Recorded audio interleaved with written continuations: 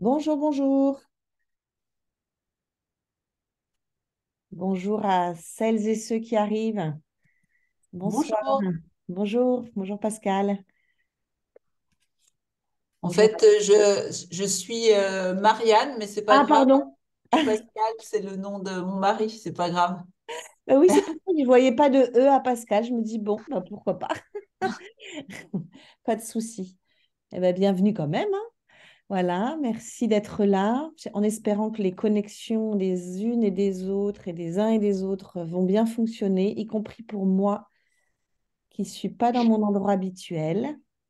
Bonjour. Bonjour. C'est chouette de vous rencontrer ou de vous retrouver. Bonjour. Merci. Bonjour.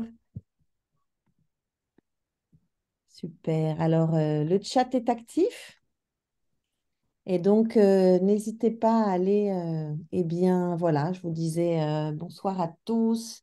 N'hésitez pas à vous présenter, donner votre casquette professionnelle, la région où vous êtes, puisque notre gros objectif, peut-être pour 2024 ou les années qui suivent, c'est de réussir à faire peut-être des réunions aussi, peut-être territoriales, régionales, histoire de créer des liens aussi entre tous ces acteurs qui œuvrent dans le développement des CPS en région.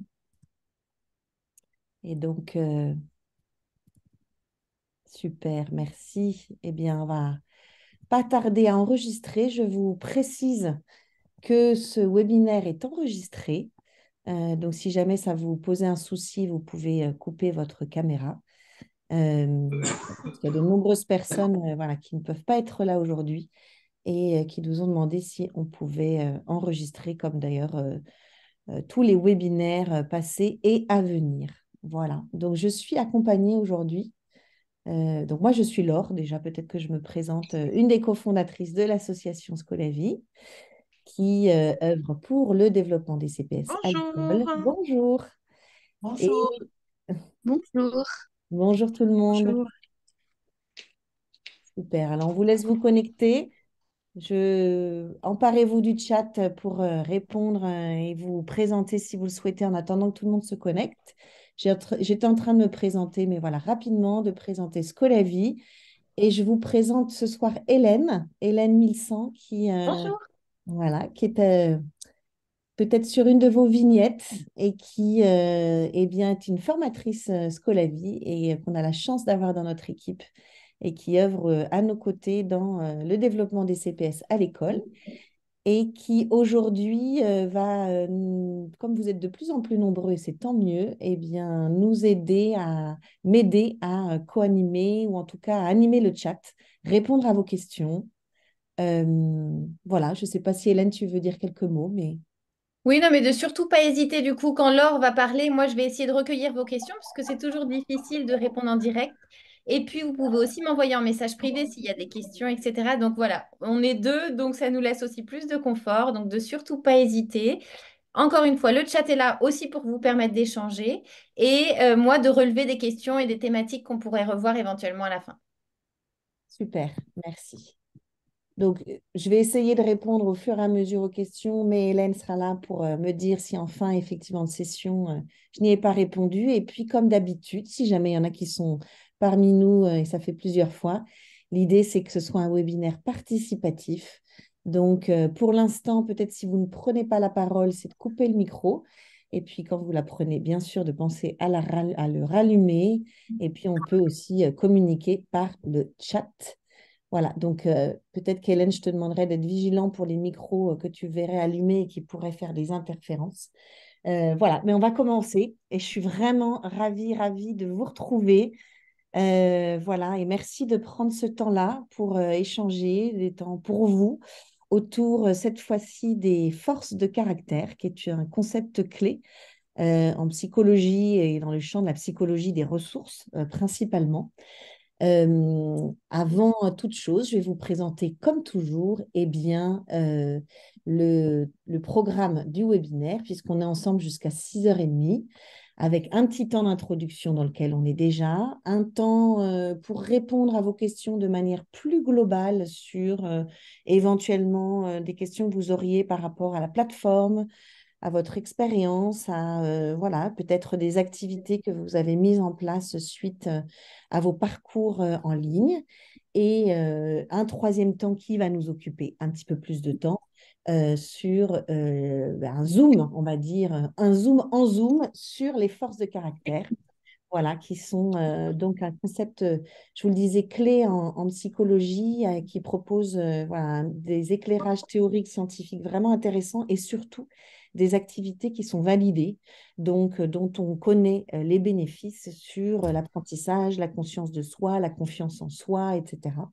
Et puis, comme d'habitude, puisque vous le savez aussi bien que moi, un temps de retour d'expérience sur le webinaire, le temps qu'on aura passé ensemble, sachant qu'il se veut, comme toujours, participatif, je l'espère ludique, malgré le format Zoom. Et puis peut-être rêvons pour 2024 de temps plus en présentiel qui soit proposé autour de ces parcours-là. Donc, on va commencer, enfin continuer cette phase du coup introductive. Et puis, comme toujours, puisque vous le savez aussi bien que moi, quand on propose des activités de développement des compétences psychosociales, on est invité à commencer par un temps de reconnexion à soi. J'essaye, avec mes collègues, à chaque fois qu'on propose un webinaire, de proposer à chaque fois un outil de reconnexion qui soit différent, puisqu'on sait que pour que ces rituels ne deviennent pas routiniers, eh ben, il faut varier les plaisirs. C'est quelque chose que je dis souvent. Alors, peut-être que vous avez couru, que vous êtes pressé pour être arrivé à l'heure à ce webinaire et on avait envie de vous poser cette question, comment ça va? Donc, parfois, on utilise le bloc-tri, parfois, on utilise la réglette des émotions, les couleurs des émotions, les pictos météorologiques. Là, la question, c'est de répondre à cette question pour vous, prendre un temps de reconnexion. Comment ça va dans votre tête? Quelles sont vos pensées là, maintenant, tout de suite? Comment ça va dans votre cœur? Quelles sont peut-être les émotions qui vous traversent là, maintenant? Et comment ça va dans votre corps? Voilà, on est important. On sait qu'on est à la fois tête, cœur et corps, et on sait qu'on apprend avec la tête, avec le cœur et avec le corps. Et donc, il est important de ne pas s'oublier et de se reconnecter à soi pour être encore plus disponible, on l'espère, au temps d'apprentissage. Donc, cette question, elle est pour vous. C'est de prendre 1 ou 2 minutes pour vous. Et si vous avez envie de partager dans le chat, eh bien, n'hésitez pas à le faire.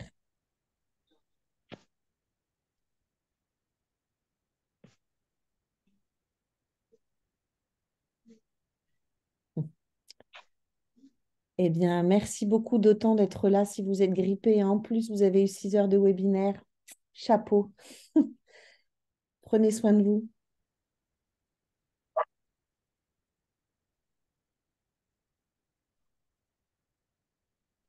Donc déjà, identifier son émotion du moment, se reconnecter à soi. On sait combien c'est important pour être encore plus disponible à l'apprentissage, à condition bien sûr qu'on laisse un espace à cette expression de l'état émotionnel ou des pensées qui peuvent nous traverser. Merci pour vos partages. On vous laisse le temps peut-être d'y réfléchir, de les exprimer, puisque dans le développement des compétences émotionnelles, on parle de l'identification, mais aussi de l'expression. Donc, c'est important, si jamais vous en avez envie, de pouvoir les exprimer.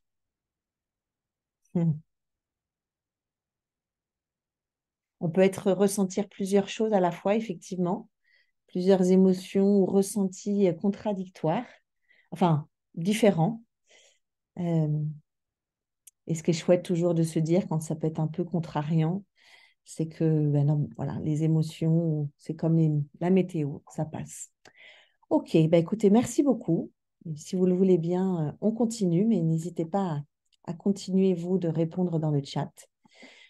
Alors cet outil, vous connaissez bien à force, mais c'est vrai qu'il est quand même assez riche et il nous permet toujours de faire le lien avec la thématique de l'atelier, du webinaire, qui est sur les forces de caractère. Et là, après cette question, comment allez-vous? Est-ce que vous pourriez réfléchir à une personne qui vous inspire, une personne qui est autour de vous, une personne voilà, qui peut être une personne qui existe vraiment, une personne de votre entourage proche, une collègue, un ami, euh, quelqu'un de la famille, peut-être un personnage de littérature, un super-héros, peut-être une personne qui n'est plus de ce monde, mais qui est très présent dans votre vie. Et pourquoi cette question? Puisque probablement, si cette personne vous inspire, c'est qu'elle a des forces de caractère, des qualités, eh bien, que vous avez ou auxquelles vous êtes sensible ou que vous aimeriez développer. Donc, c'est une manière de glisser doucement vers la thématique du jour. Et eh bien, comme l'a fait Dominique, et merci beaucoup, n'hésitez pas à partager peut-être si vous le souhaitez, si c'est pas, voilà, c'est pas personnel et que vous êtes OK avec ça, vous pourriez partager le nom de cette personne inspirante et peut-être y associer les qualités qui fait qu'elle vous inspire, pour essayer de pousser un petit peu la réflexion un peu plus loin. Puisque comme dit Bandura, on vit dans la confiance en soi, une manière de nourrir sa confiance en soi, c'est de vivre des expériences qui sont inspirées par des modèles. Et ces personnes qui nous inspirent sont des modèles. Alors, merci pour ces partages. Est-ce que vous pourriez nous dire peut-être, voilà, dans ces modèles comme Simone Veil, par exemple, qu'est-ce qui vous inspire? Quelles sont les qualités, les forces de caractère qui vous inspirent et qui, sans doute, eh bien, traduisent en action des valeurs qui sont vraiment importantes pour vous? Merci pour ces précisions. Bonsoir à ceux et celles qui nous rejoignent. Merci pour ces partages. Alors, Bandura, hein, qui parle de l'importance de ces modèles inspirants, toutes ces expériences que lui appelle des expériences vicariantes, eh bien, dit que si on peut aller, si jamais ces personnes existent et qu'elles sont autour de vous, si on peut aller leur dire qu'elles sont inspirantes pour nous, et ben, ça nous aidera aussi peut-être plus, ça sera plus facile pour nous d'aller les solliciter dans des moments où on en a besoin pour développer cette compétence psychosociale, qui a cette capacité à savoir demander de l'aide. Et si cette personne peut venir renforcer notre propre apprentissage, Bandura dit que ça va être encore plus efficace. Donc voilà, ces personnes, elles vous inspirent parce qu'elles ont des forces, elles ont des qualités, elles ont des valeurs que vous partagez certainement. Et c'est une manière déjà de faire un lien entre les valeurs et les forces de caractère. Une valeur, c'est une croyance qui est importante pour nous et qui guide nos comportements, qui guide le choix dans nos vies. Et nos forces de caractère, eh bien, ce sont ces qualités qu'on met en action pour justement mettre en action ces valeurs, pour concrétiser ces valeurs dans notre quotidien. Donc, vous voyez peut-être déjà le lien entre tout ça.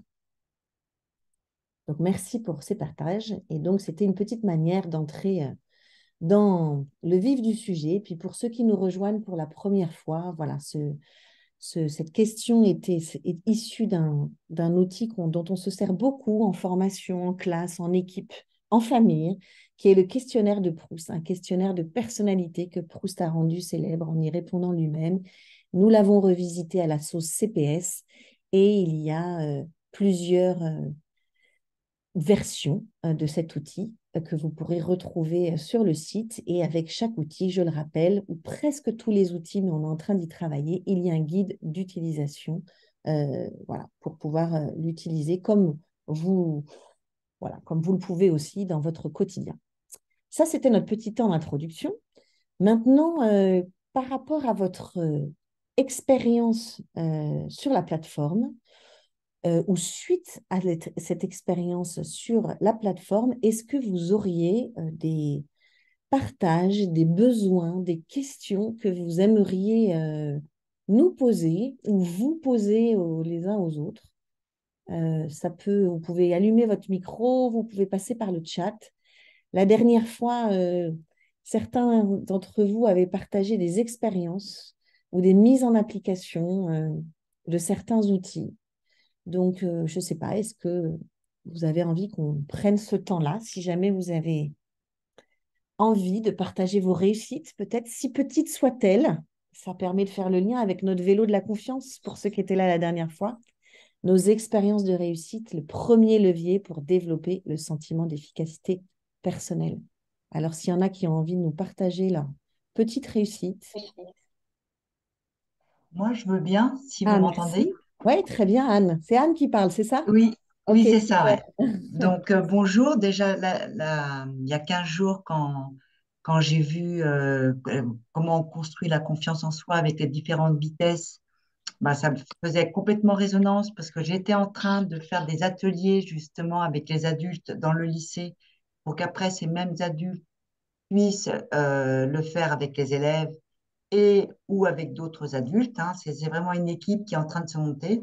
Et c'est vraiment, j'ai envie de vous partager ça parce que c'est vraiment top. C'est 1 heure par semaine. Donc là, on va passer à 1 heure et demie pour que ça soit plus facile, pour qu'on s'installe quand même, parce que 1 heure, c'est limite.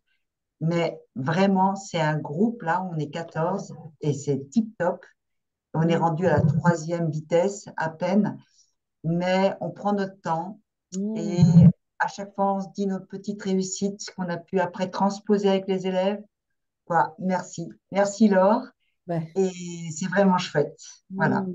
Merci Anne, merci pour ces partages. Si jamais je pose ça là, comme je le dis souvent, vous auriez des partages qui pourraient être inspirants pour nous tous, c'est-à-dire Mm, partage de réflexion, des visuels, mm. voilà, n'hésitez pas parce Mais on le dépose où, Mm. N'hésitez pas à partager ça. Laure? Ouais, moi, j'entends plus. Laure, on t'a pas entendu. Ouais.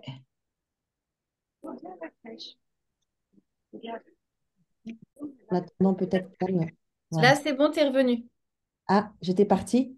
Enfin, Oui. ta voix était partie, comme Ariel, tu sais. Pardon, désolée.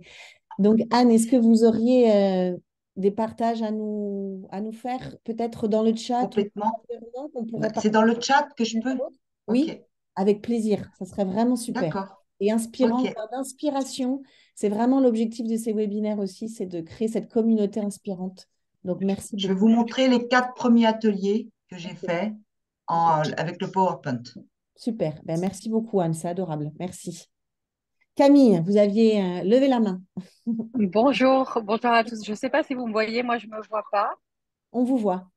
Bon, très bien. Je suis Super. désolée, je suis dans une médiathèque avec mes enfants. Je m'excuse pour le bruit de fond.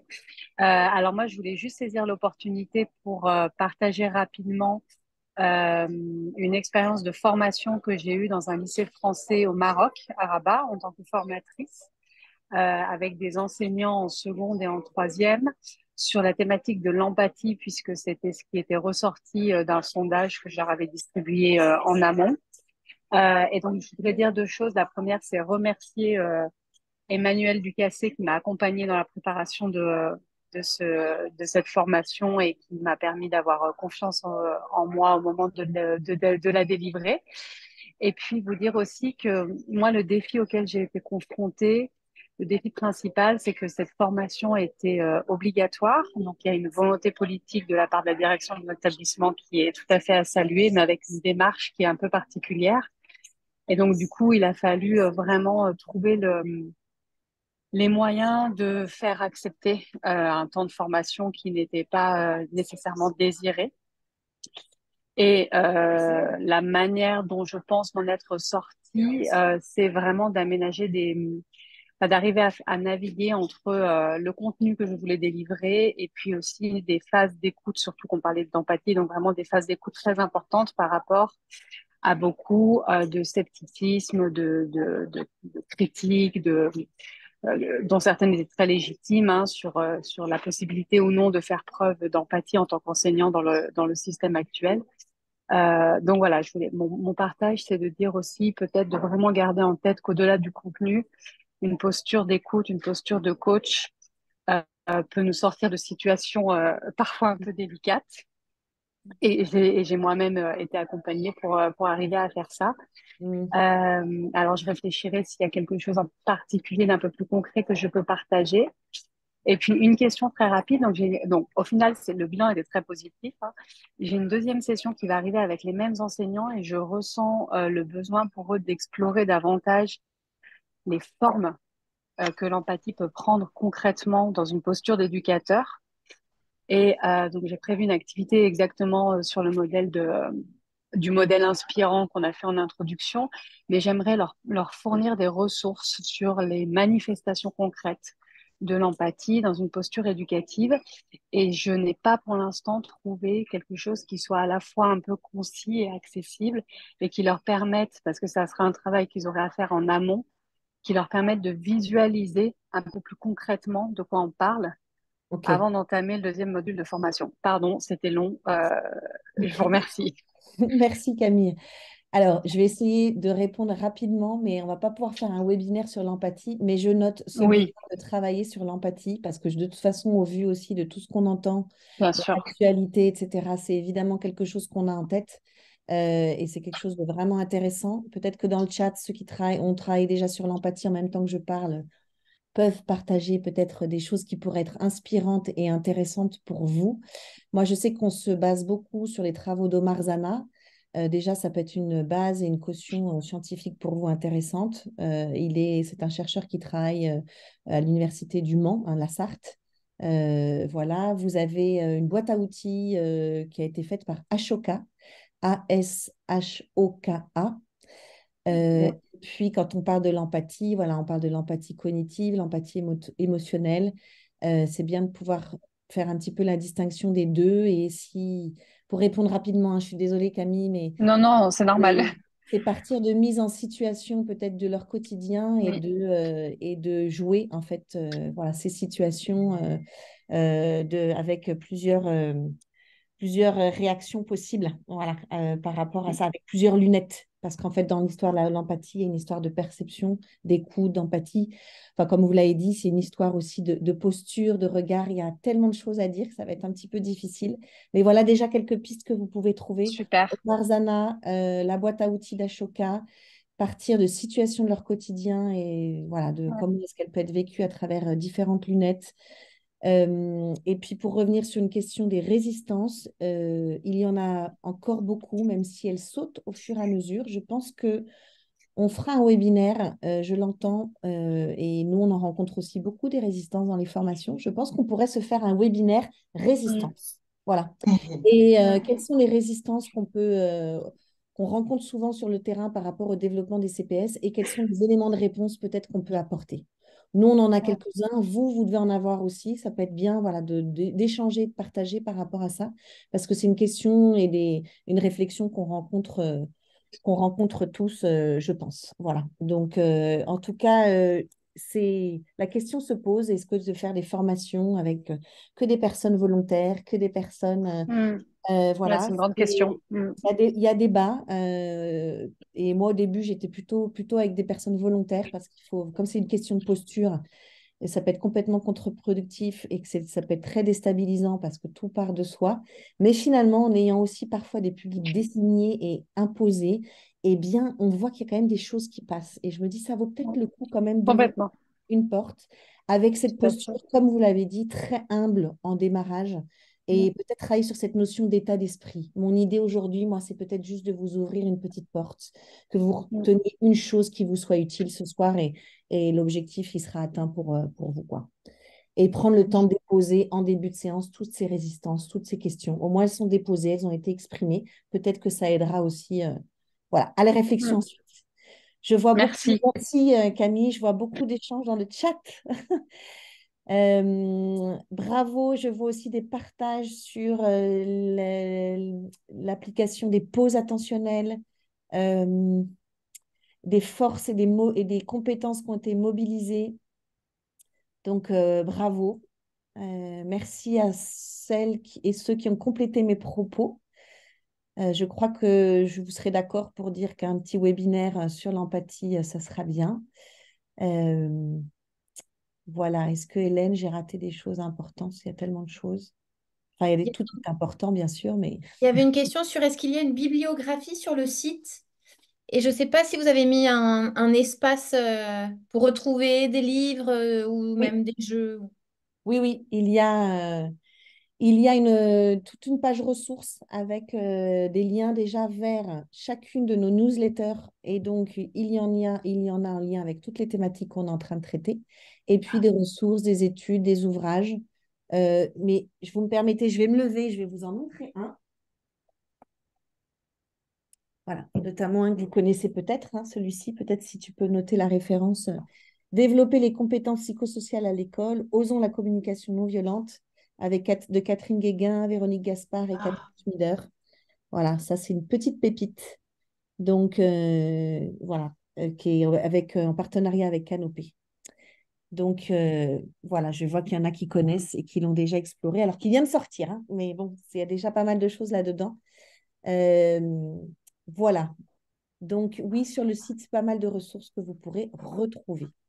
Donc merci pour le partage de vos réussites. Voilà, encore une fois, ça nous permet de faire le lien avec notre petit vélo de la dernière fois. Super. En cours de lecture, parfait. Est-ce que vous avez envie alors, je vois des liens, des témoignages, pardon, en lien avec les forces de caractère ou les cartes de qualité. On va voir qu'il y a plusieurs outils qui existent et c'est super. Gardez bien ça en tête parce que vous allez peut-être pouvoir illustrer un peu le propos qui va suivre en lien avec les forces de caractère. Voilà, super. Merci. C'est génial de voir comment on collabore dans ce chat. Voilà, merci. Donc, je continue si ça vous va vers la suite de notre webinaire avec un petit focus sur les forces de caractère. Et Yvette, puisque vous faites un atelier sur les forces de caractère depuis plusieurs semaines, eh bien, n'hésitez pas, quand ce sera le moment, peut-être à partager votre expérience, comme d'autres d'ailleurs, parce que je sais qu'il y en a beaucoup parmi vous qui le font. Alors, comme d'habitude, il y en a qui me connaissent beaucoup, un petit peu, pas du tout, ce concept des forces de caractère. Comme vous le savez, et c'est souvent le cas dans le cadre de ces webinaires, c'est de partir des représentations des apprenants. Donc, si je vous dis force de caractère, qu'est-ce que ça fait émerger pour vous? Si vous deviez définir ça ou évoquer ce que ça représente pour vous en un mot.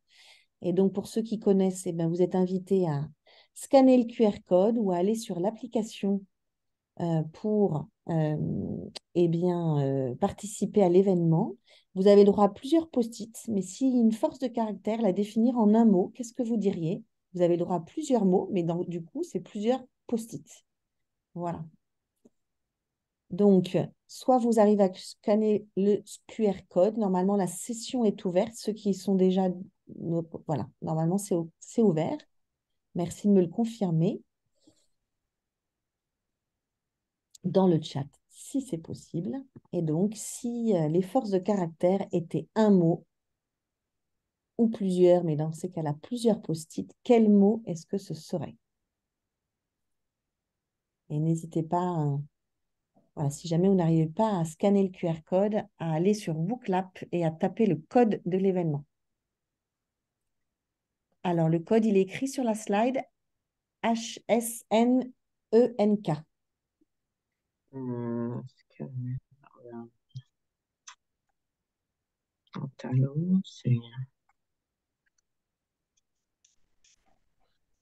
Et donc, le nuage de mots est en train de prendre forme. Merci Hélène.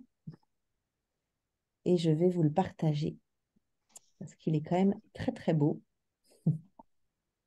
Il y a écrit qu'il faut se connecter quand on veut valider. Il faut effectivement, vous Alors, avez besoin de normalement, non, vous l'authenticité. n'avez pas besoin de vous connecter. Ah, parce que moi, ils me disent authentification requise. Vous devez être connecté pour répondre, envoyer des messages sur cet événement. Je voulais savoir si les autres, c'était le cas aussi. non. Je n'ai pas l'impression. Alors, pour ne pas être frustré, je vous propose d'écrire dans le chat du coup vos mots. Et puis, eh bien, peut-être que quelqu'un d'autre pourra les intégrer pour vous dans notre nuage de mots que Non, j'espère, voilà, nous avons exercé une capacité qui est capacité de résoudre des problèmes et savoir demander de l'aide à la communauté. Voilà, partagez vos mots dans le chat et on les intégrera dans notre nuage de mots que vous devez voir apparaître et qui est encore un petit peu mouvant. Et on voit qu'il y a un mot qui est gagnant, hein, qu'il soit écrit au singulier ou au pluriel, c'est le mot qualité. Effectivement, une force de caractère, un synonyme, c'est le mot qualité. Il y a aussi un autre mot qui a été partagé pas mal de fois, c'est le mot valeur. Une manière de répéter, tant mieux, ça va consolider l'apprentissage, que une force de caractère, c'est finalement une valeur qui est mise en action. Voilà, vous avez parlé d'authenticité parce qu'effectivement, quand on utilise nos forces de caractère, quand on utilise ou quand nos qualités sont mises en action, eh bien, il y a ce caractère d'authenticité. On est vraiment relié, à nous, à notre vrai nous qui s'exprime. Ça nous donne, j'ai vu, de la vitalité, de l'énergie. Ce sont nos points forts, ce sont nos traits de personnalité positifs.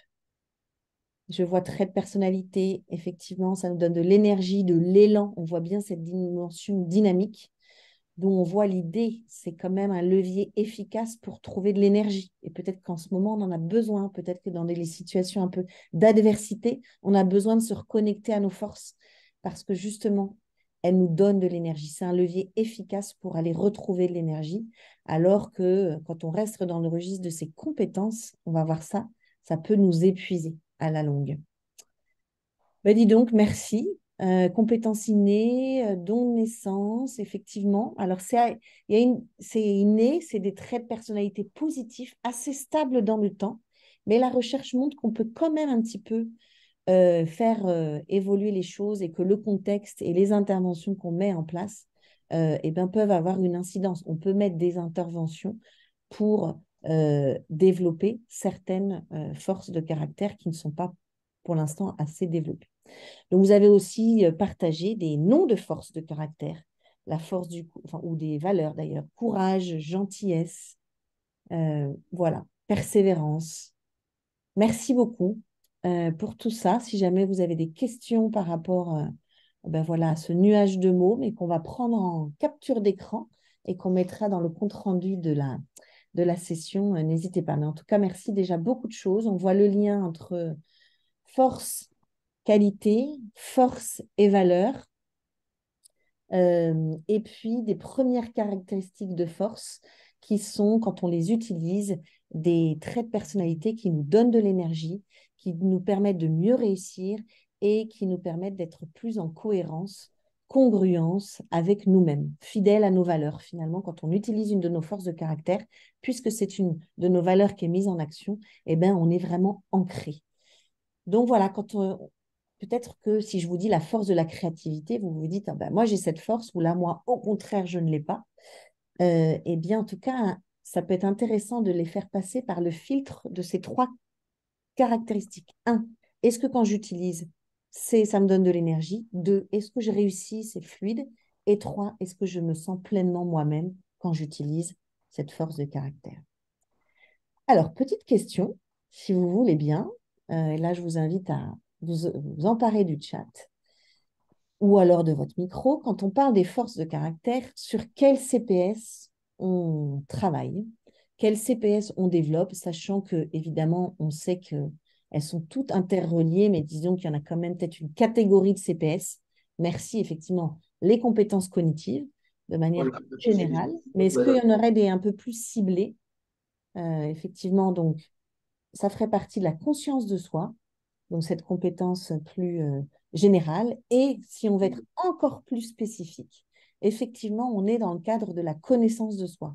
Apprendre à se connaître, quelles sont mes valeurs, mes forces, mes faiblesses, mes limites, quelles sont mes pensées, mes discours internes, etc. Effectivement, on est vraiment dans le cadre de la connaissance de soi. On est aussi, d'une certaine manière, dans la capacité d'auto-évaluation positive, finalement, puisque c'est se regarder, s'observer, apprendre à se découvrir sous un jour positif et aussi découvrir les autres sous ce jour-là. Et puis, c'est aussi exister dans le regard de l'autre à travers le prisme de ses forces de caractère. Donc, vous voyez, j'ai mis en jaune, effectivement, comme vous l'avez partagé, je vous remercie dans le chat, vraiment les compétences ciblées, puisqu'on sait que quand on développe un atelier de développement des CPS, eh bien, c'est bien d'avoir des objectifs ciblés. Là, on a 2 objectifs ciblés qui sont essentiellement d'ailleurs le développement de la connaissance de soi, mais aussi la capacité d'auto-évaluation positive. Et puis finalement, quand on y réfléchit, quand on voit le lien, les études qui sont faites sur les bénéfices des forces, à la fois pour soi, dans le contexte scolaire, dans le cadre du travail, etc., on voit que c'est aussi un moteur qui va nous permettre de mieux nous maîtriser, de nous aider peut-être à prendre des décisions plus éclairées, de nous aider parfois à mieux réguler nos émotions. En période de stress, par exemple, et d'adversité, eh bien, s'appuyer sur ces forces de caractère va nous permettre d'être plus résilients. C'est ce que démontrent les recherches dont on va parler aussi. Et puis, quand on travaille sur les forces au sein d'une équipe, au sein d'un groupe classe, au sein d'une famille, eh bien, on va aussi améliorer les relations et développer des liens sociaux, puisque forcément, on va découvrir l'autre peut-être sous un autre jour. Peut-être qu'on va, comme le dit Bandura, être nous aussi acteurs du sentiment d'efficacité personnelle des autres en mettant en valeur les forces qu'on voit développer chez les autres. Ça va peut-être nous aider à mieux coopérer. Et puis aussi, eh bien, connaître ces forces de caractère vont nous permettre de développer cette capacité d'assertivité et de refus. Cette capacité d'assertivité, je pense qu'on en fera un webinaire un jour aussi. C'est cette capacité finalement de s'affirmer, de répondre à la situation de manière respectueuse et responsable de soi, mais aussi de l'autre. C'est l'affirmation de soi finalement. Et plus on est doté de conscient de ses forces de caractère, peut-être qu'on en sera plus à même de développer cette force-là. Alors, je continue avec des outils que vous connaissez déjà, mais c'est histoire de faire des liens à chaque fois. La dernière fois, nous avions parlé du blason de la conscience de soi et nous avions illustré ce blason par un des blasons qu'une des personnes ici nous avait partagé, et qui je la remercie. Et là, on va explorer la dimension je suis, avec les forces de caractère. Je suis une personne avec des valeurs, je suis une personne avec des forces de caractère. Donc, quelles sont mes valeurs? Quelles sont mes forces de caractère? Bien sûr, on peut dire aussi quelles sont mes faiblesses, puisque mes faiblesses, ce sont des forces faibles, finalement. Mais on va réorienter un peu notre attention sur le positif pour contrecarrer un peu ce biais cognitif tenace qui est notre biais de négativité et réorienter aussi notre attention sur ce qui fonctionne bien.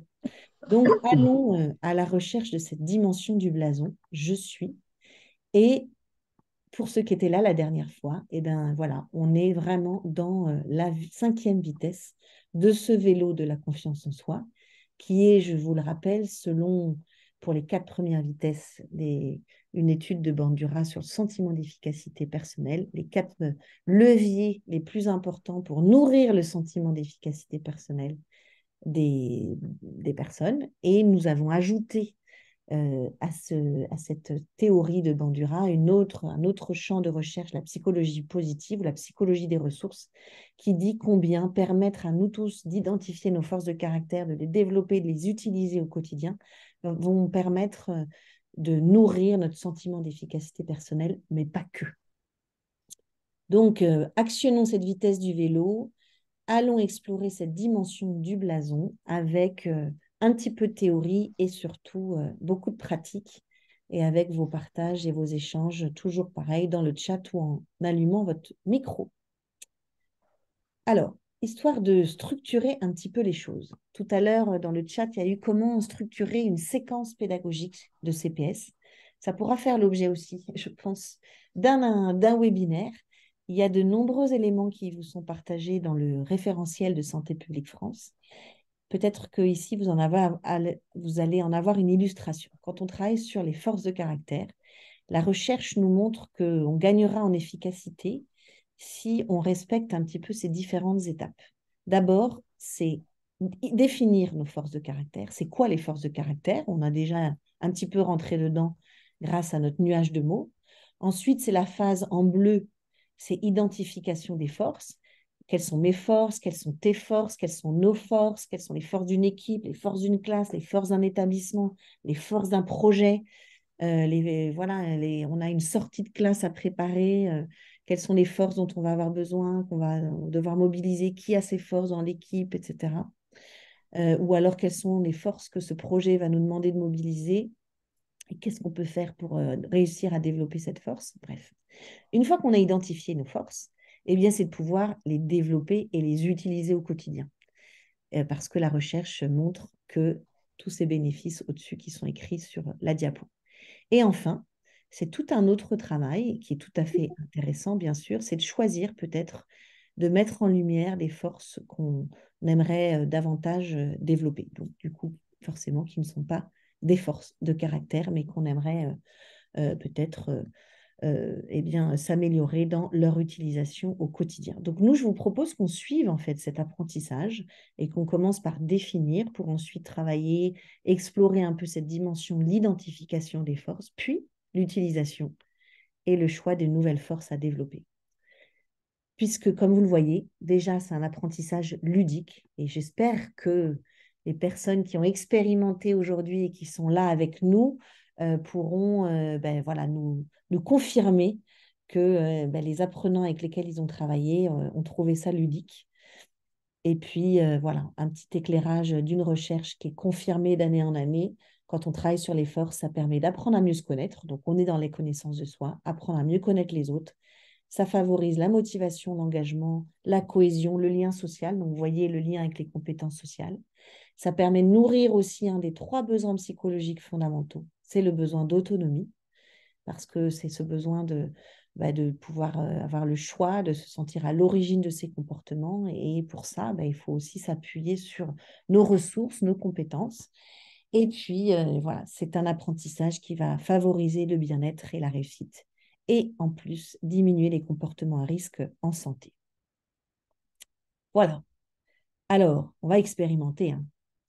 Rassurez-vous, il faut qu'on soit fidèle à ce qu'on propose et ce qu'on souhaite vivre ensemble au sein de cet atelier. Alors, on va vous proposer quelque chose qu'on propose souvent avec Hélène dans les formations. C'est un petit exercice pour comprendre la différence entre une force et une compétence. Alors, peut-être qu'il y en a qui parmi vous qui le connaissent, mais peut-être que je vous demande de l'expérimenter à nouveau, histoire d'être complètement connecté à ces ressentis.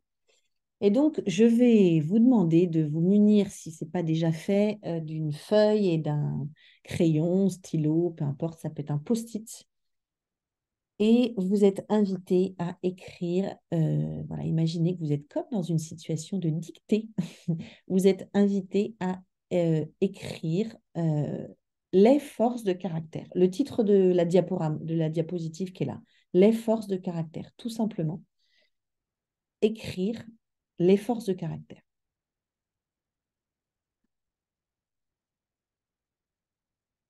Patricia, je devrais pouvoir répondre à votre question, du coup, grâce à cet exercice.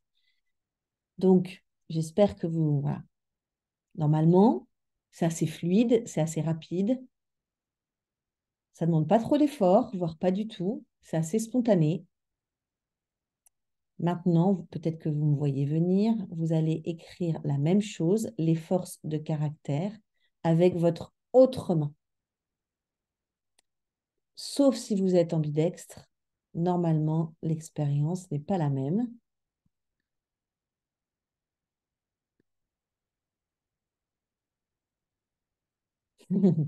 Vous pouvez, comme Bérangère, partager dans le chat vos ressentis, quels qu'ils soient. Alors, c'est très difficile, c'est illisible, mais peut-être que vous avez réussi quand même. Ça demande plus de concentration, voire beaucoup de concentration, c'est moins fluide. C'est plus long. Mais oui, vous avez pu réussir, absolument. C'est coûteux, c'est correct, c'est moins agréable. Alors, merci beaucoup, super, du coup, Cécile, pour ce partage, parce que ça va permettre de répondre à Patricia sur la différence entre force et compétence. Et peut-être, Cécile, si vous avez envie de vous de l'expliquer ou alors d'enrichir mes propos, n'hésitez pas. Alors, quand vous écrivez de votre main d'écriture habituelle, vous êtes dans le registre de vos forces. C'est que c'est fluide, c'est naturel, c'est pas coûteux en énergie.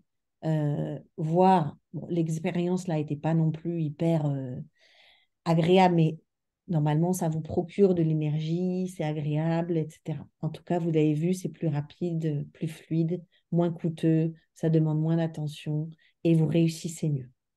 Quand vous avez écrit de votre autre main, eh bien, vous l'avez partagé, c'est plus coûteux en énergie, ça demande plus d'efforts, plus de concentration, c'est plus long, mais vous avez quand même réussi.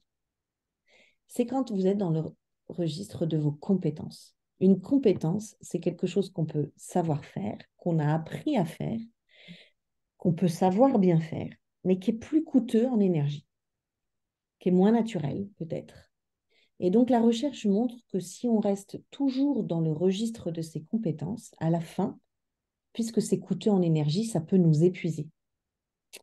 Donc l'idée ici, c'est de dire bien sûr les compétences c'est important, mais pour aller trouver des leviers efficaces, trouver de l'énergie, retrouver de la performance, la réussite, etc., il faut aussi aller investir dans le registre de ses forces. C'est beaucoup plus efficace, selon ces chercheurs en psychologie, d'aller justement exploiter, identifier et utiliser ses forces de caractère au quotidien. Parce que là, vous avez réussi. Mais imaginez, on vous demande d'écrire un chapitre entier avec cette autre main. Eh bien, probablement qu'à la fin, vous seriez vraiment épuisé.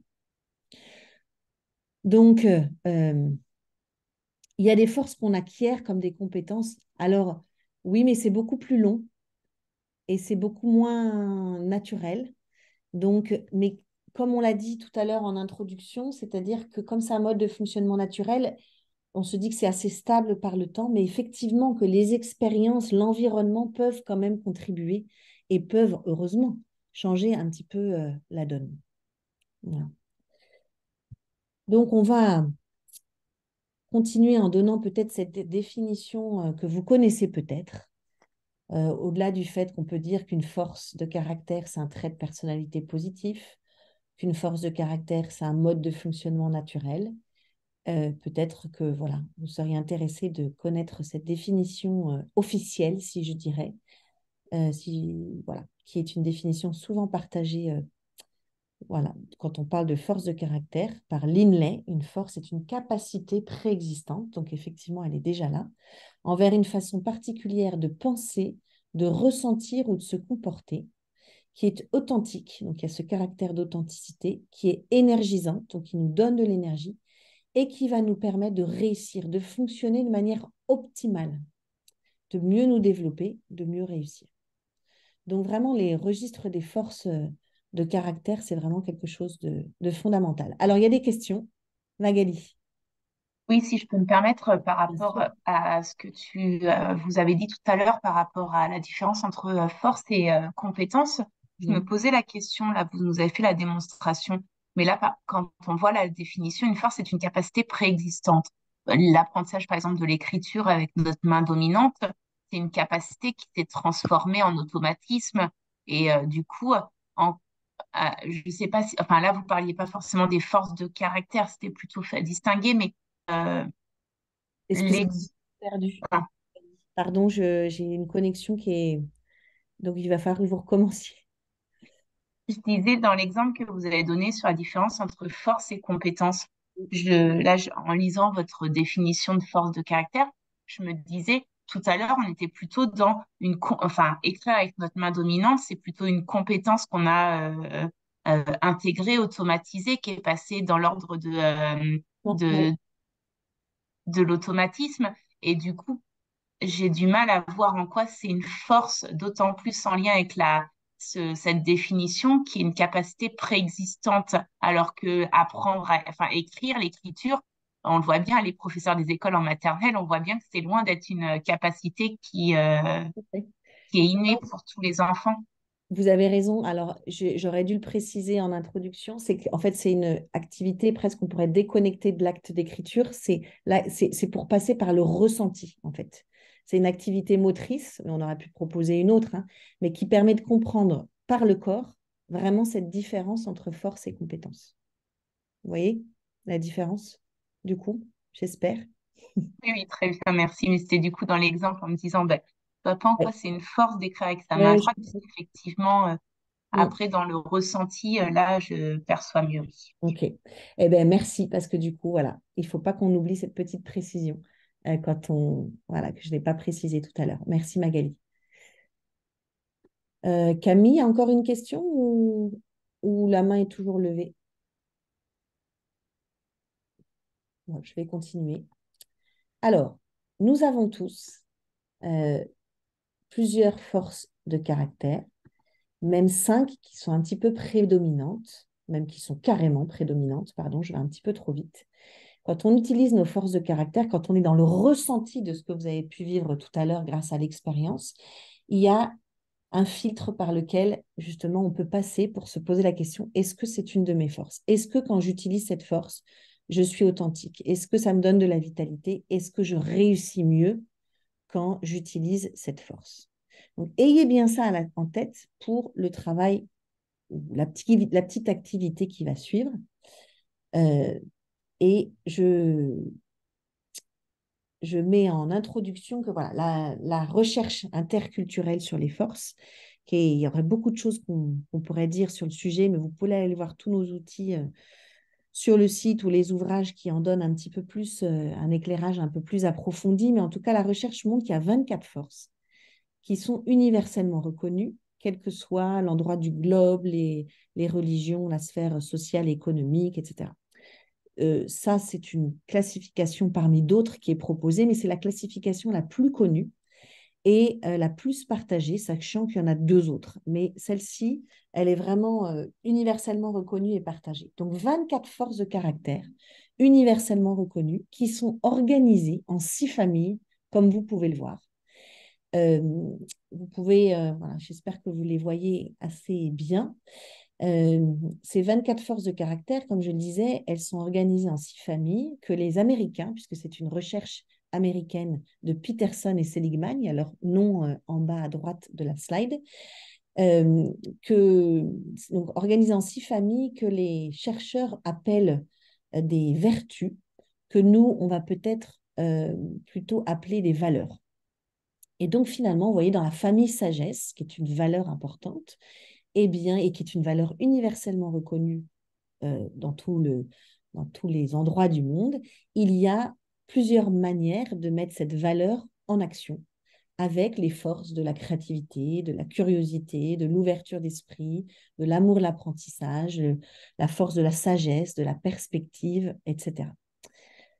Peut-être que je vous laisse un peu de temps peut-être pour observer cette classification que vous connaissez peut-être et certains voilà, peut-être ont déjà fait cet exercice, mais peut-être que vous pouvez y réfléchir à nouveau et y réfléchir comment vous avez utilisé vos forces depuis la dernière fois. Mais donc, en voyant cette classification, est-ce que il y a un effet waouh qui surgit? C'est-à-dire un effet waouh dans un sens comme dans un autre. Vous voyez une force et vous dites, oh oui, ça c'est moi. Ou au contraire, il y en a une où vous vous dites, oh non, ça c'est absolument pas moi. Est-ce que vous pourriez peut-être partager dans le chat cet effet waouh, on va dire positif, une force, ou waouh, non, c'est pas vous, mais finalement c'est OK, hein, parce qu'on n'a pas tous les mêmes forces et on ne peut pas avoir toutes ces forces-là. L'idée de ces 24 forces, J'arrive. l'idée de ces 24 forces, c'est d'avoir comme un bouquet. On a tous ce bouquet avec 24 fleurs. Seulement, même si on a tous un bouquet avec ces 24 fleurs, on a tous un bouquet qui est différent. Parce que ces fleurs, ces 24 fleurs qui représentent ces 24 forces, elles vont avoir des couleurs différentes, elles vont avoir des tailles de tiges différentes. Il y en a qui vont être fermées, il y en a qui vont être plus ou moins épanouies. Eh bien, l'idée, c'est de cultiver un petit peu ce bouquet et de continuer effectivement à l'arroser, ce bouquet, pour qu'il s'épanouisse et qu'il soit en bonne santé, si je puis dire. Donc, vous pouvez partager cet effet waouh, comme le demande voilà, Hélène dans le chat. Est-ce que en regardant ce visuel, vous vous dites, oh oui, là vraiment, il y a une force qui saute à mes yeux et parce que je pense que c'est une de mes forces, ou au contraire, non, je pense que c'est vraiment pas une de mes forces et c'est OK avec ça. Et effectivement, on en parlera après, il y a un test scientifiquement validé qui permet d'aller identifier ces forces-là. Et effectivement, on peut s'auto-évaluer, donc la capacité d'auto-évaluation positive, mais comme on va le voir, on peut demander aux autres aussi de nous reconnaître les forces que justement on développe. Donc, la force de l'humour, merci pour vos partages. Et si jamais on était un peu fidèle et cohérent à ce que dit la recherche, dans quelle mesure est-ce que vous avez développé cette conscience de vous-même? Est-ce que vous seriez à même de partager ou au moins de reconnaître, d'identifier vos 5 forces de signature? Puisque la recherche montre qu'on a 5 forces un peu plus fortes que les autres et qui constituent notre signature personnelle. Et effectivement, il y a beaucoup de jeux en lien ou très proches de ces jeux dont on va parler, et notamment le jeu du totem. Alors, pourquoi est-ce que c'est organisé comme en valeur? Parce que c'est une manière déjà de se repérer. Il y a eu beaucoup de recherches autour de ces classifications, de ces identifications de forces, et on s'est rendu compte finalement que ces forces-là les permettaient de mettre cette valeur de la famille en action. Voilà. Donc, par exemple, quand on développe sa force de la créativité, on développe sa soif de sagesse et de connaissance. Quand on est quelqu'un qui est ouvert d'esprit, donc quand on a cette force de l'ouverture d'esprit, eh bien justement, on a cette valeur de la sagesse et des connaissances qui est vraiment très importante pour nous. Super. Eh bien, merci voilà, pour vos partages. Je vois qu'on a une conscience de soi assez développée dans ce groupe. Si ce n'est pas le cas, tout va bien. C'est un chemin de vie, de toute façon. Ce qui peut être intéressant, c'est de faire plusieurs fois un peu cette réflexion pour voir justement dans quelle mesure vous trouvez que c'est assez stable. Et vous allez pouvoir partager bientôt Laure, vos... j'ai peut-être juste une question sur la Oui, diapositive précédente. oui, Magali. Euh, je suis désolée d'embêter tout le monde. Là, Non, vous au parlez de contraire. force de caractère, vous avez bien distingué encore une fois et les compétences. Dans vos propos, vous parlez bien de développer les forces de caractère. Oui, Et oui. en fait, là, par exemple, quand je vois, par exemple, dans la famille courage, pour moi, la persévérance, alors ça peut être une force de caractère, mais c'est aussi un apprentissage qui s'acquiert, puisque le goût de l'effort et la persévérance, c'est quelque chose qui est en construction.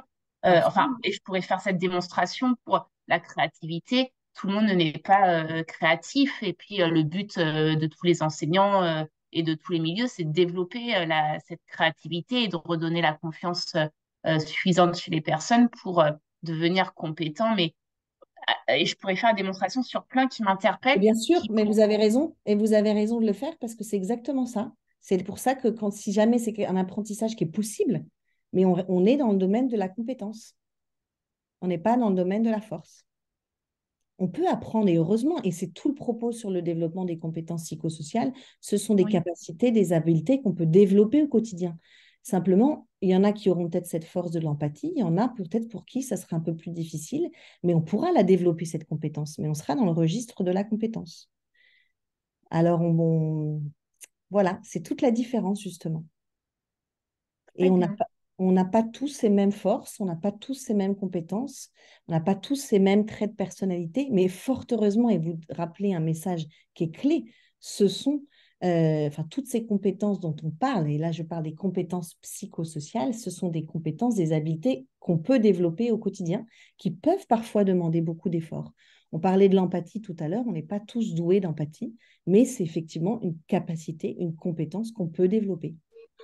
Voilà. Est-ce que ces forces de caractère n'ont pas été au préalable des compétences qu'on a développées culturellement dans notre éducation, auxquelles on a été davantage sensibilisés, acculturés, qui fait que ça nous a poussés à, à construire cette force de caractère pour nous en sortir et pour vivre pleinement enfin, notre quotidien. Enfin, est-ce que ces forces de caractère ne sont pas des anciennes compétences qu'on a nourries et qu'on a enrichies au regard de nos Alors, centres il y d'intérêt. a une part d'inné et évidemment, il y a une part d'acquis. Mais alors, vous dire exactement où placer le curseur, c'est ça qui Hmm. est compliqué. Mais comme on le dit, et je le redis au vu des échanges dans le chat, vraiment, il peut y avoir vraiment une influence quand même de l'environnement, de la culture, etc. En tout cas, ces 24 forces, ce qui est intéressant, c'est qu'elles ont été retrouvées dans toutes les cultures dans toute, voilà, quelle que soit l'histoire, les origines, les religions, etc. Donc, on voit bien qu'il y a un caractère universel, quelque chose d'inné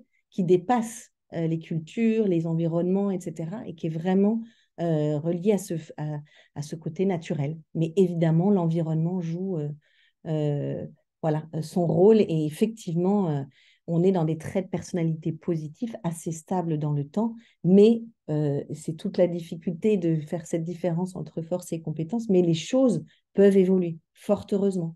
Je ne sais pas si je vais avancer parce que ça va peut-être vous permettre, je pense, de comprendre un petit peu cette différence, mais si vous faites plusieurs fois le test pour apprendre à identifier vos forces de caractère, vous pouvez revoir que, enfin moi, ça fait peut-être 10 ans que je le fais, dans mon peloton de tête, j'ai toujours les mêmes forces qui reviennent. Après, elles sont peut-être dans un ordre qui n'est pas toujours le même. Donc, on voit bien combien le quotidien, l'environnement peut influencer. Et je vois effectivement qu'il y en a qui ont le même ressenti. Et ça permet de faire le lien effectivement avec ce que dit Cécile dans le chat, hein, effectivement, qu'il y a voilà, cette notion de compétences qu'on peut développer, là je parle des compétences qu'on peut cultiver au quotidien, c'est nourrir cet état d'esprit de développement. C'est nourrir cette idée que rien n'est figé.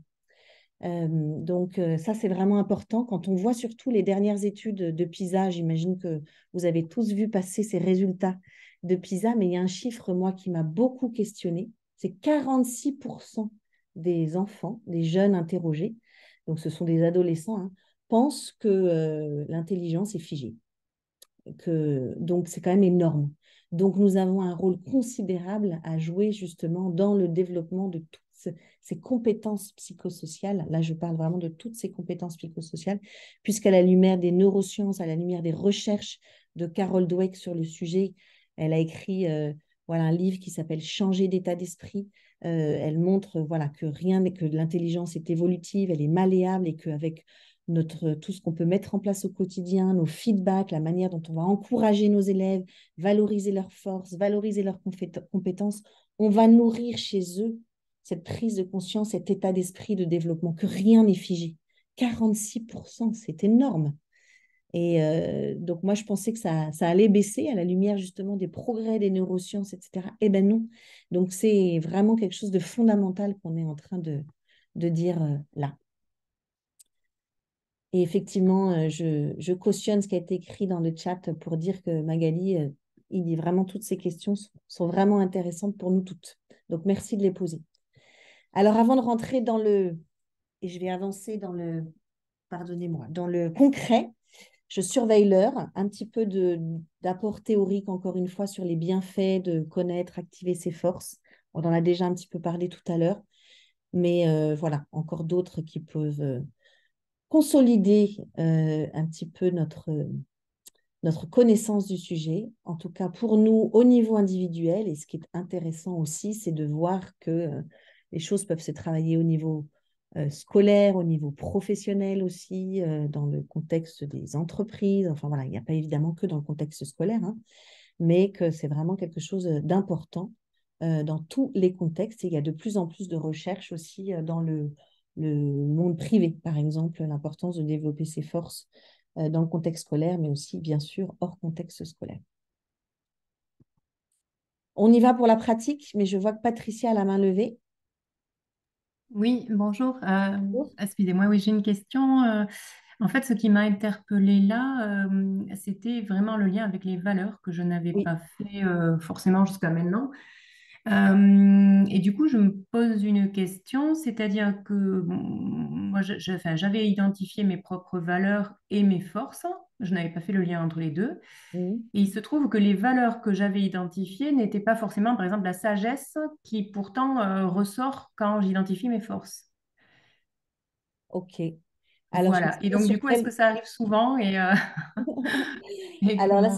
c'est une expérience personnelle. Je ne sais pas sur quels outils ou travail vous vous êtes basé pour travailler sur l'identification de vos forces, de vos valeurs, pardon, parce que Oui. dans le travail sur les valeurs, il y a beaucoup de recherches, beaucoup de théories, beaucoup de classifications. Il y a autant de valeurs que je dirais que de personnes qui travaillent dessus. Donc, je ne sais pas, voilà, c'est difficile pour moi de vous répondre comme ça hors contexte, mais je sais pas Je sais si... plus, Ouais, j'ai pas l'outil sous la main et je ouais. ne sais plus Non, exactement. non, mais parce qu'en fait, selon les classifications, par exemple, il y a Schwartz qui travaille Schwartz, qui est un psychologue qui travaille sur les valeurs. Lui, au début, sa classification des valeurs, il y en avait 20, 10, et puis il y en a eu 20. Mais si, bien sûr, vous partez d'une classification qui regroupe beaucoup plus de valeurs, bah, forcément, on Mm. aura peut-être plus de mal à s'y retrouver. Vous voyez ce que je veux dire? Oui, mais je pense que c'est ça en fait, c'est Ouais, ça. et je pense que en fait, c'est important quand on travaille sur ces valeurs et si on veut les mettre en miroir des forces de caractère, c'est de Oui, travailler peut-être sur les valeurs reconnues comme universelles pour qu'on se oui, travaille en fait au même niveau finalement. d'accord. Je Ok. pense que c'est peut-être un élément de réponse, Patricia, mais Oui, oui, oui, d'accord. bon, Merci. je vous en prie. Ok, allez, on y va. Maintenant qu'on a défini un peu les forces, eh bien, un temps d'identification, et donc on a parlé de l'effet waouh tout à l'heure, il y en a parmi vous qui ont dit avoir utilisé des outils. Alors, avant de vous donner la parole, je présente juste certains des outils que nous, on propose, mais il y en a qui ont parlé du jeu du totem dans le chat. Et effectivement, le jeu du totem aussi est un jeu qu'on peut utiliser pour travailler sur les qualités. C'est plutôt comme ça qu'ils les appellent. Nous, on a deux outils que vous pouvez retrouver. Un pour les plus jeunes, où on a centralisé le propos sur 12 forces de caractère, et un autre pour des questions de vocabulaire, hein, et un autre pour les plus âgés. Il y a évidemment en lien avec ces outils un guide d'utilisation qui vous propose plein de manières d'utiliser cet outil. Notamment, nous on le fait très souvent en formation de professionnels d'adultes, mais pour qu'ils puissent faire ça aussi avec leurs élèves au quotidien, et c'est là peut-être on va pouvoir avoir des témoignages intéressants, c'est comment utiliser cet outil en classe, sachant qu'on peut mettre par exemple les élèves en petits groupes pour parler de cet outil et peut-être par groupe de 4-5 et leur demander de s'offrir, peut-être commencer par ce qu'on appelle nous le cadeau des forces. Quelles sont les forces que je reconnais chez les autres et leur offrir un peu ce cadeau. Chaque élève pourra avoir un petit gobelet et remplir ce gobelet avec les forces qu'on lui reconnaît. Et puis, dans un deuxième tour, on pourrait inviter chaque élève à identifier une de ses forces, au moins une, et donner des exemples d'utilisation de ces forces-là. Je ne sais pas si parmi vous, hein, il y en a beaucoup tout à l'heure qui ont dit qu'ils avaient expérimenté ce type d'outils. Si vous avez envie de prendre la parole, c'est le moment. Juste avant, je vous montre, pour ceux qui ne connaissent pas, eh bien, peut-être un petit devoir de vacances, un petit questionnaire en ligne, voilà, pour apprendre à identifier ses forces ou pour continuer, consolider cette conscience des forces que vous avez. Euh, voilà, c'est un test en ligne qui est scientifiquement validé avec une version pour les plus jeunes. Et donc, c'est toujours intéressant dans ce travail de connaissance de soi. Alors, est-ce que quelqu'un a envie de partager? Alors, ou dans le chat, effectivement, Sophie. Donc, Sophie, tu as affiché les cartes dans la classe pour les élèves de CM2. OK. Tu leur as proposé les cartes pour identifier les forces, se présenter à la classe en début d'année et se présenter au correspondant. Super. C'est vrai que le fait de les afficher, de les rendre visibles, permet d'y faire souvent référence, permet de s'acculturer un petit peu, voilà, de s'approprier le vocabulaire. Peut-être, voilà, valoriser dans les retours d'expérience, les feedbacks, les forces qu'on a vues mises en action chez nos élèves ou chez nos collègues. Ah bah oui, là, dis donc, tu as fait preuve de persévérance, tu as réussi à mettre ton manteau, à faire tes lacets, ou alors à faire cette tour de cap-là. Tu as vraiment activé cette force de la persévérance, bravo. Alors moi, je vais bien expliquer ce que j'essaie de faire Oui, là Yvette, oui, avec les merci. outils, vos outils. C'est que Ouais. bon, je dégage du temps tous les matins dans ma classe de CE2, dans la salle de motricité de l'école, pour être dans un autre espace. Donc j'ai pu travailler les émotions d'abord sur cette rentrée scolaire. Mhm. comment on exprime les émotions par le corps, par le visage et aussi par les mots, puisque je me rends compte que ce qui manque à nos élèves, c'est tout ce qui est de l'ordre du vocabulaire, pour exprimer au mieux comment ils se sentent, ce qu'ils sont, etc. Donc Mhm. après les vacances de la Toussaint, j'ai continué sur la découverte de nos forces, hein, de nos qualités. Alors en fait, j'explique ce que sont ces forces. Hein. J'essaie d'expliquer avec des mots de vocabulaire autres. Et puis chacun doit se reconnaître. En fait, c'est un moment où ils sont assis, Mhm. ils se lèvent, s'ils se reconnaissent dans la force que je décris. Et Super. premier travail, j'ai fait découvrir toutes les forces. Et maintenant, là, j'y suis depuis 3 semaines. Tous les jours, je pioche des forces au hasard et je demande aux élèves si ces forces-là, ben, si ce sont les leurs, s'ils se reconnaissent dedans. Et je fais ça tous les jours. Et Super. mon objectif, c'est que comme je travaille en îlot dans ma classe de CE2, je souhaite faire peut-être avant les vacances de Noël que chaque îlot découvre les forces du groupe, ce qui Mhm. permettra d'avancer dans le travail de coopération, puisque ça reste difficile, puisque je change mes groupes à toutes les périodes, mais que c'est un vrai challenge pour moi et un vrai défi, parce que là, j'ai 4 groupes, ça fonctionne plutôt bien, et j'en ai un, ça fonctionne pas. Mhm. Et comme je leur dis, on va essayer de découvrir qui on est pour vraiment apprendre à se connaître et puis pour pouvoir coopérer. Mhm. Donc voilà l'objectif que j'ai derrière ça, mais je vois que c'est un travail de longue haleine, Ouais. que ça suffira certainement pas pour acquérir le vocabulaire. Je trouve que là, il y a une question de vocabulaire. Alors ça, Ouais. c'est la première expérience que je fais avec des élèves. J'ai pu la faire avec des adultes en co-animation sur une formation. Et j'avais utilisé le puzzle. Ouais. Voilà. Et en fait, j'avais découpé tous les petits morceaux de puzzle, j'avais mis dans un sac. Et lors de cette formation, les adultes piochaient au hasard des morceaux de puzzle et devaient voir si ça leur parlait ou pas. Et dans la partie du puzzle, ils pouvaient colorier plus ou moins intensément la partie du puzzle si ça leur correspondait, du D'accord. pastel au plus foncé, ou bien possibilité de décrire un événement enfin, un événement dans leur vie, une expérience qui illustrait la force. Ah, Voilà. super, bah, c'est une belle adaptation. Merci beaucoup Yvette pour ce partage. Si jamais vous avez des photos, des traces écrites, n'hésitez pas à les partager. Mais Oui, déjà, alors je crois que merci pour le j'ai partage. pris en photo les puzzles d'adultes. Il faut que je retrouve ça, sinon je vous les enverrai à part Ah, parce bah, que si c'est je... possible, Hein? si c'est Ok. possible d'en avoir un ou deux, ça serait super pour illustrer un petit peu justement les exemples qu'on donne. Voilà ce qu'on peut Voilà, c'est faire. inspirant. Après, avec les élèves, bon, ben, c'est que des... Oui. Si, peut-être voir quand ils auront fait chacun dans leur îlot, quelle force ils pensent qu'ils ont, Mm, et qui pourra permettre d'optimiser le travail en équipe. mm, Peut-être que ça tout peut à être fait. ça. Ben oui. Voilà. Eh ben, Merci. merci beaucoup, Yvette. Et vous avez raison, la question du langage, elle est vraiment importante. Exprimer, vous avez parlé aussi de l'expression des émotions, hein, c'est un axe des compétences émotionnelles. Il y a un vrai travail à faire là-dessus. C'est sûr que le langage autour des forces, si on veut qu'il soit commun et quotidien, il y a un vrai travail de vocabulaire. Après, comme vous le faites, c'est-à-dire qu'on peut y aller de manière progressive aussi, quoi. Introduire une force après l'autre.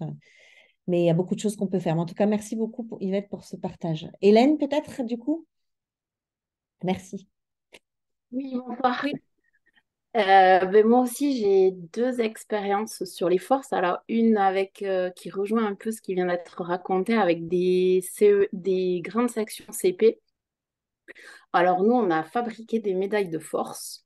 Mhm. Et après, en fait, voilà, l'idée, c'était de s'offrir des forces en cadeau et en remettant, en fait, la médaille autour du cou. Mhm. Donc, voilà, et je reconnais que voilà, le travail sur le vocabulaire a été très long en amont. Et donc là, le jeu des cartes, il y a 12 forces, je crois, dans le Oui. jeu. J'avais pris celui des maternelles, grande section CP. Et après, dans mon autre expérience avec des plus grands, avec des CM1, CM2, alors là, on a pris le jeu avec les 24 forces. Et voilà, bon, ça a été un peu plus difficile, effectivement, parce que voilà, certaines cartes, certaines forces, voilà, sont loin, en fait, du vocabulaire qu'ils connaissent. Voilà, on a utilisé les cartes aussi comme un peu des défis, en fait, en donnant d'une semaine à l'autre, Ouais. piocher une carte au hasard et voilà, se lancer le défi de développer cette force-là, voilà, ou imposée par la maîtresse, en fait, on a varié, Super. Ouais, voilà. c'est vrai que les défis CPS ou défis autour des forces, voilà, mettre en lumière pendant une semaine, une journée, une force de caractère et voir comment est-ce qu'on peut l'utiliser et organiser un retour d'expérience. Merci beaucoup, Hélène, pour ce partage. Voilà, c'est très riche tout ça. On avait Patricia, si je ne me trompe pas. Ou Ah, peut- pardon, non, non, j'ai dû laisser la main Ok, ok, à Naïma. ok, Désolée. merci. Non, non, pas de souci.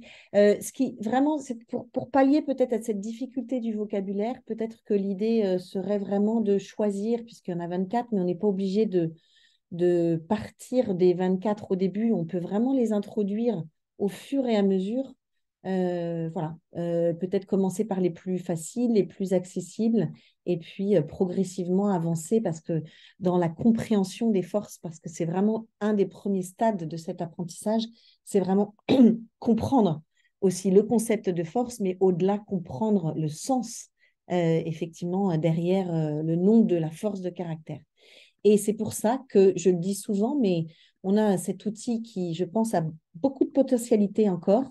C'est qu'on aimerait faire un peu comme ce que vous avez partagé les unes et les autres, là, que ce soit dans le chat, etc. C'est de faire au dos de cette carte, au dos des cartes des forces, des exemples aussi d'utilisation de cette force dans le contexte scolaire. Comment est-ce que j'utilise la force de la persévérance? Comment est-ce que j'utilise la force de l'enthousiasme, etc. Histoire de donner des exemples et pour concrétiser encore plus et davantage le propos. Alors, je vois l'heure qui tourne, mais ce n'est pas très grave. Je regarde quand même les partages dans le chat et on voit bien qu'on voilà, c'est quelque chose qu'on peut faire et c'est des défis aussi pour nous qui accompagnons les jeunes de la maternelle au lycée. Et je vois qu'il y a aussi de nombreux partages au lycée. Si jamais vous avez des photos, pareil, merci pour vos partages dans le chat. C'est vraiment, ça va nous nourrir tous. Je me permets de représenter pour certains quelques outils et peut-être en présenter des nouveaux grâce justement au partage et aux envois que vous nous faites et qui nous nourrissent aussi, nous, beaucoup. Donc là, on avait deux outils autour voilà, l'éventail de mes forces. C'était à l'issue du jeu de cartes avec des CM2, un éventail, chacun avait son éventail. En fait, l'idée, c'était que chacun avait son éventail et le mettait après au mur pour que justement on puisse faire en sorte que ces forces qui étaient reconnues par l'enfant lui-même ou offertes par les autres, il puisse vraiment penser à les utiliser, à les activer au quotidien. On a aussi à droite, voilà, les forces en lien avec le métier qu'on a envie de faire plus tard.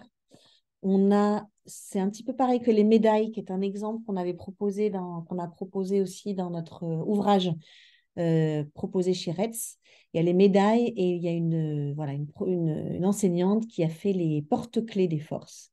Voilà, donc différents porte-clés. Chaque élève a un petit porte-clés. Donc là, on parle de primaire. Hein. Chaque élève a un porte-clés à la ceinture. Et au fur et à mesure que l'enseignant, l'aide maternelle, un autre élève voit l'enfant en train d'utiliser une force, eh ben, il va aller pas lui donner une médaille, mais ajouter la carte à son porte-clés. Et l'idée, c'est de regarder à la fin de la journée, à la fin de la semaine, les forces qui ont été utilisées. Vous avez le mur des forces, comme vous le disiez tout à l'heure, hein, une manière de se présenter, voilà, c'est que chacun soit invité à partager son portrait à la lumière des forces et inviter toujours peut-être les adultes. Bon, on montre souvent cet outil, mais il est vraiment beau, l'arbre des forces, enfin, intéressant en tout cas. Vous avez à gauche les forces les plus développées par des élèves de CM2 6e. C'était vraiment un projet conjoint pour faire le lien en plus entre CM2 6e, avec tout un travail de mathématiques. Et dans les trous et dans les feuilles, ce sont des manières d'utiliser cette force au quotidien dans l'école. À droite, on a un exemple qui était donné par voilà, une enseignante de mathématiques qui est Caroline, voilà, Guyader, Mathias, je ne sais pas si elle est là, mais voilà, aussi les forces collectives de la classe dans les racines et dans les feuilles et les manières, pareilles, de les mettre en action. Nous avons aussi quelques outils pour les plus grands, les carnets des forces, c'est-à-dire l'idée, c'est vraiment de prendre conscience au fur et à mesure que le temps s'écoule des forces qui sont utilisées et de comment elles ont été utilisées, et de proposer un peu ce temps de rétroaction, de retour d'expérience un peu ciblé sur, voilà, cette semaine, est-ce que je peux remplir mon carnet des forces? Est-ce que j'ai envie de mettre en lumière une force que j'ai développée? Et puis à droite, comme le disait Hélène tout à l'heure, c'est une variante du défi des forces.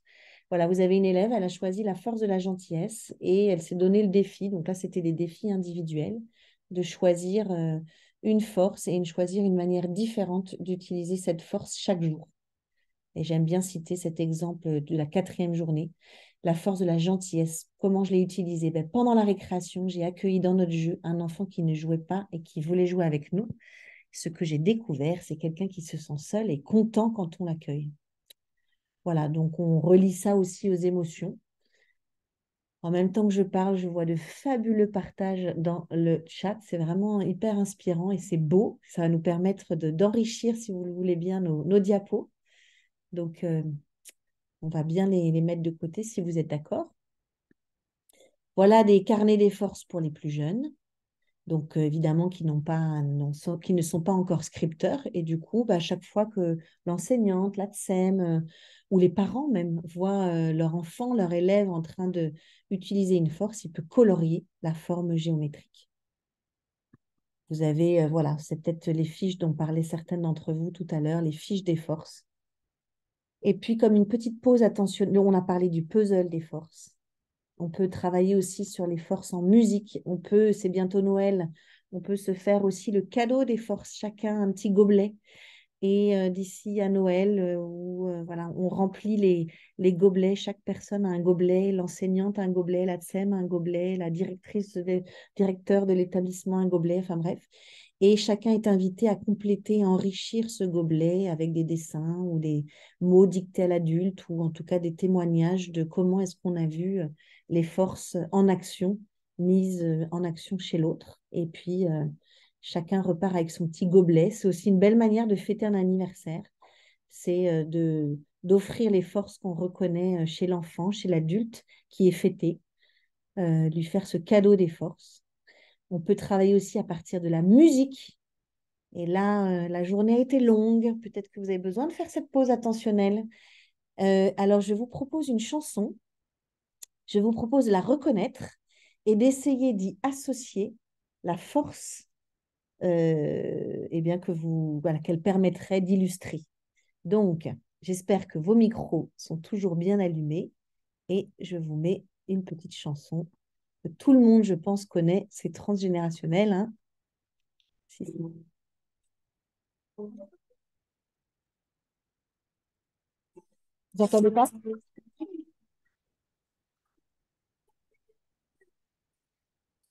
Vous entendez pas? Non. Okay. Bon, tant pis alors. Alors, je peux la chantonner ou alors je peux vous mettre à contribution.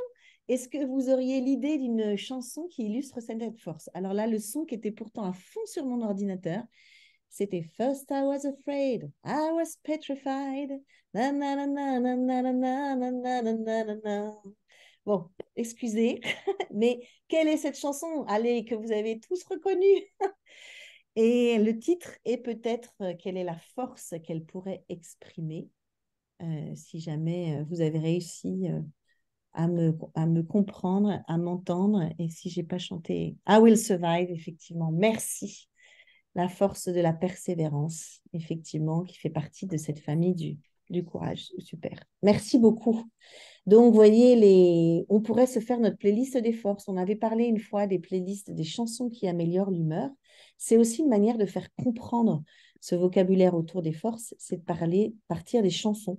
Et c'est pour ça qu'on vous propose, c'est complètement subjectif, mais différentes versions de playlists de chansons qui parlent des forces. Donc, vous pourrez retrouver sur le site des playlists pour les secondaires, des playlists pour les primaires, les maternelles, voilà. Et bien sûr des versions vierges, parce que je suis sûre que vous auriez tous là une force une chanson qui illustre une force de caractère. Si jamais vous avez des chansons voilà, qui pour vous illustrent une certaine force, si je vous dis par exemple Résiste de France Gall, vous vous dites c'est quelle force?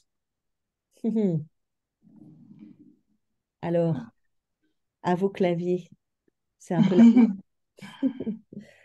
Merci. Merci Sophie et merci pour le partage. Ok. Eh ben, effectivement, il peut y avoir plusieurs forces qui sont travaillées. Et donc, c'est un moyen aussi toujours de vous dire hein, que vous avez ces petites comptines qui existent dans votre boîte à outils Scolavi, des comptines pour travailler sur les compétences psychosociales. Et voilà, si jamais vous avez envie de chanter derrière votre micro. On entend cette fois-ci? Les forces de caractère, il y en a tout plein chez toi, il y en a aussi chez moi, et puis aussi chez nous. You. Là, l'objectif, hein, c'est vraiment de développer ce langage commun autour des forces. On en a tous. Parfois, elles sont bien enfouies. Et l'idée de cet apprentissage, eh ben, c'est d'aller les identifier pour justement permettre de les développer et de les utiliser au quotidien. Donc, en voilà, il y a pas mal d'établissements avec lesquels on travaille et on est en train de travailler sur justement comment valoriser le langage des forces dans les feedbacks, dans les commentaires sur les bulletins. Voilà, ce qui est une manière justement de mettre en lumière les forces développées chez nos élèves. Voilà, sans le langage des forces à droite, avec le langage des forces à gauche. Voilà, élève en difficulté en mathématiques, progrès notable dans sa concentration. Et bien là, voilà, cet élève fait preuve de persévérance, etc. Donc, on met en lumière au moins une de ses forces de caractère. Malgré les difficultés, il a vraiment mis en action une de ses forces. Et c'est une manière de consolider vraiment cette connaissance de soi et de nourrir ce sentiment d'efficacité personnelle.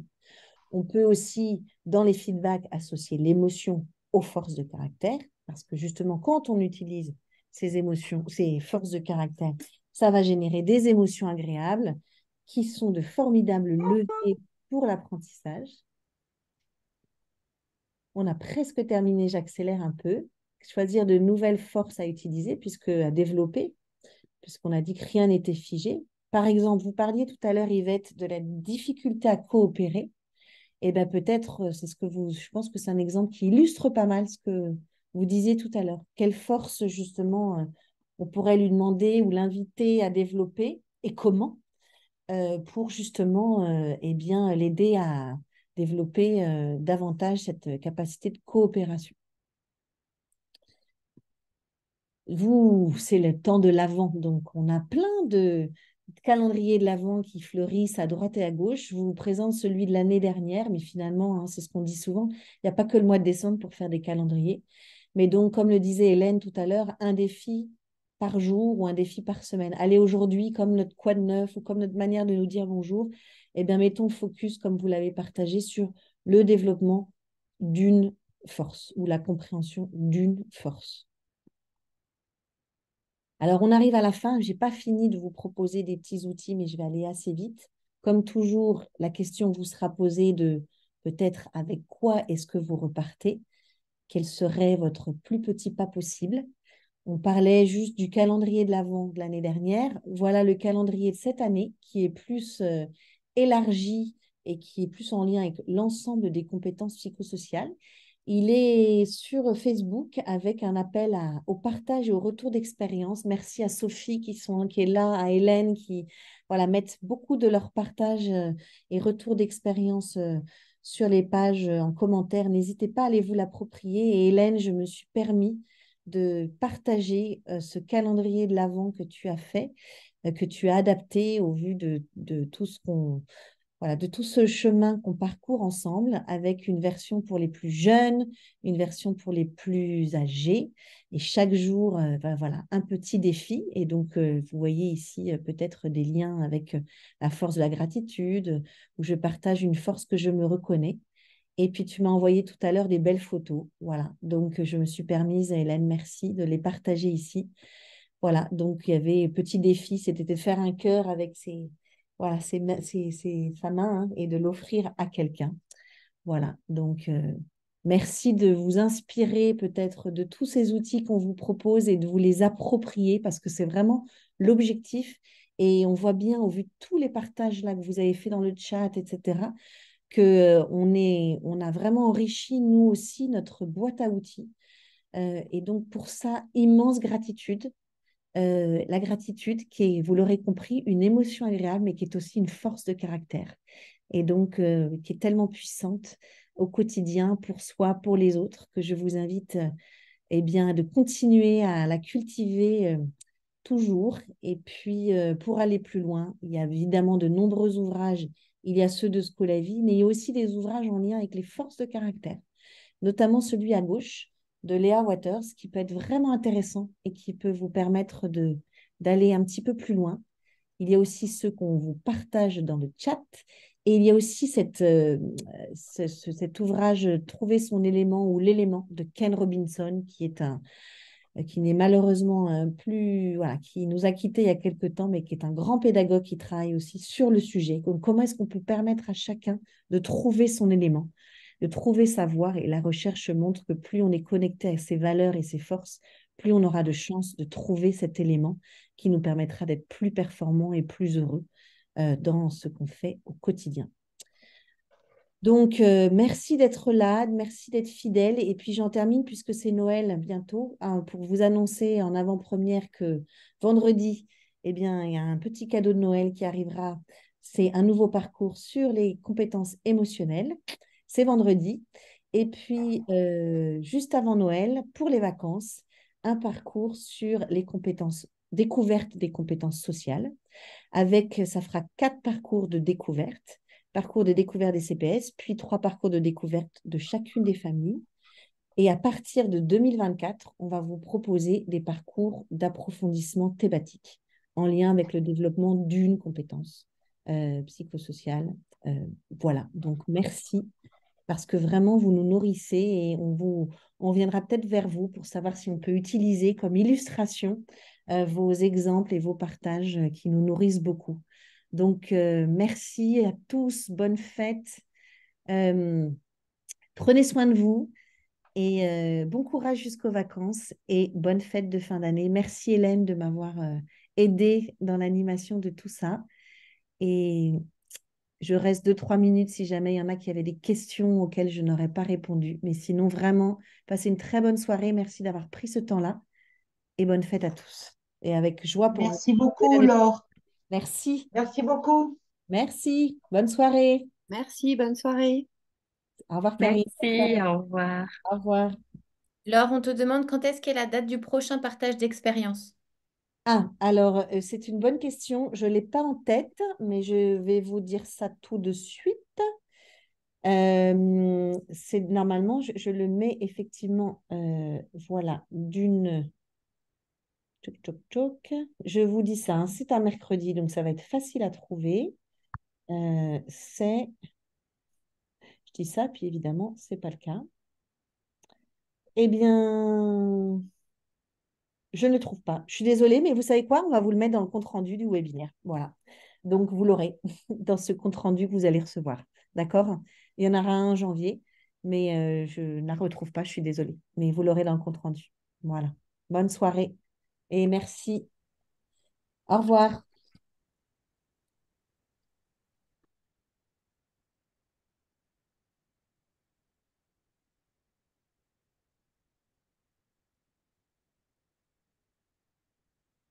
Hélène, Oui, merci juste de rester. Est-ce oui, que oui. tu peux m'envoyer du coup toutes les notes que tu as prises? Ouais, bah, j'ai noté, mais je pense que tu as vu globalement, hein. Oui, mais après, il y a des partages de photos, etc. Tu as pu les prendre? J'en ai pris 3, je crois. Ok, Je ne sais d'accord. pas s'il y en avait beaucoup plus parce que ça allait très vite. Ouais, Je les ai mis de côté. d'accord. Il y a des liens aussi, tu les as pris, les liens, etc. C'est bon? Alors, j'ai ouvert des liens, ceux que je pouvais. D'accord. Mais du coup, tu vois, j'ai plusieurs fenêtres, mais j'ai pas pu tout prendre. Après, il y avait les liens sur les livres que tu as cités. Donc, bon, ça, je les ai pas pris. Tu vois, Carol Dweck, ou il y en avait une, c'était une vidéo YouTube qui présentait son livre. Enfin, tu vois. D'accord, ok. Bon, bah super. Eh ben, écoute, je vais m'assurer. Voilà, je prends en photo les, petites les éventuels derniers partages pour être sûr de rien avoir oublié. Parce que c'est Ouais. chouette pour nous d'avoir voilà, tous ces partages-là. En tout cas, merci. Et il y en a encore qui sont avec nous. On vous souhaite une bonne soirée. Merci Hélène. À bientôt. À bientôt. Bien, je finis de faire le petit tour. Ouais. Merci.